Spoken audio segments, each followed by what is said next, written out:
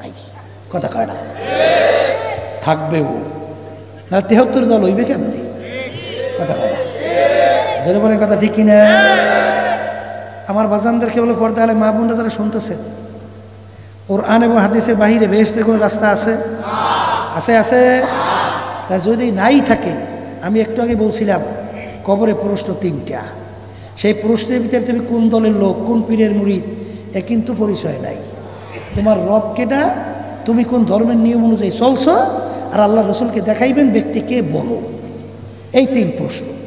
এই 3 প্রশ্নের ভিতরে যারা নাকি দলের পিছনে পড়ছেন, পীরের পিছনে পড়ছেন, আমার আব্বাজান রহমাতুল্লাহি আলাই যারা চরমনাইয়ের কুরআন মুজাহিদ আছেন, চরমনাই যাইতেন, আল্লাহর কুতুবের বয়ান শুনছেন, আল্লাহর কুতুব কি বলতেন, বাজান যারা চরমনাইতে আসছেন, আমি যতক্ষণ পর্যন্ত আপনাদেরকে কোরআন এবং হাদিস অনুযায়ী পথ দেখাবো, ততক্ষণ পর্যন্ত আপনারা আমার কথা মানবেন।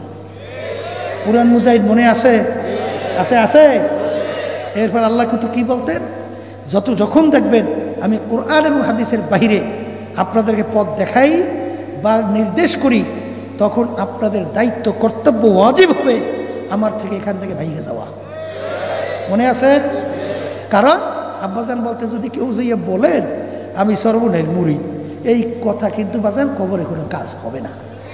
যদি হইতই, আল্লাহ রাসূল সাল্লাল্লাহু আলাইহি ওয়াসাল্লামের চেয়ে বড় পীর ওলি গাউস কুতুব দুনিয়া থেকেও আসেও নাই,